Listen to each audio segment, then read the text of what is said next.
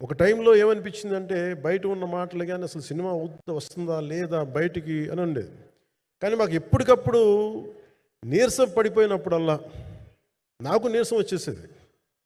Cinema అవుద్దా అవ్వదా అనుకున్నప్పుడల్లా దీనికి ప్రాణవాయువునిచ్చిన వ్యక్తి కీరవాణి గారు. ప్రతిసారి వర్క్ చేసి నేను ఎందుకంటే సినిమా చివరి దాకా నేను నమ్మను. ఎప్పుడు నేను ఒక సినిమాని నేనేం నమ్ముతాను, చిన్నప్పటి నుంచి వెరీ ఫార్మేటివ్ ఇయర్స్లో నుంచి కూడా ఒక మంచి సినిమా గురించి నువ్వు మాట్లాడక్కర్లా, రిలీజ్ అయితే బాగలేకపోతే ఎలాగ మాట్లాడక్కర్లా. అందుకే నేను ఎప్పుడు సినిమా క్వాలిటీ మీద దృష్టి పెడతాను తప్ప ఇంక మిగతా వాటి మీద మాట్లాడను. అందుకే నాకు ఎప్పుడు ఈ మాట్లాడటం అనే దాని మీద ఎప్పుడు దృష్టి పెట్టలేం.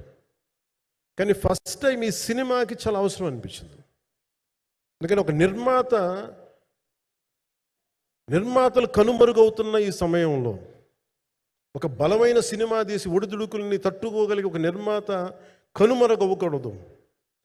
ఆయన పక్కన ఏది ఉండాలని అండగా ఉండాలని చెప్పేసి నేను అన్నీ వదిలి, ఇంత బిజీ షెడ్యూల్స్ అన్నీ వదిలేసి, ఒకవైపు నన్ను నా ప్రత్యర్థులు తిడుతున్నా కానీ, సినిమాలకు వెళ్ళిపోయిన తిడుతున్నా కానీ, ఇదేంటంటే నాకు అన్నం పెట్టింది ఇది నాకు నా సినిమా పరిశ్రమ.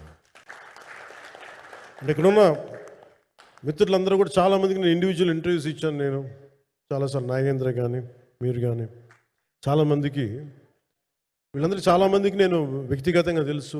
కాకపోతే నాకంటే సినిమా అంటే నేను సినిమా గురించి ఎక్కువ చెప్పలేక ఎక్కువ మాట్లాడలేను. కానీ బట్ నాకు నిజంగా సినిమా మీద అపారమైన గౌరవం, సినిమా మీద అపారమైన ఆసక్తి, నాకు ప్రాణవాయువు.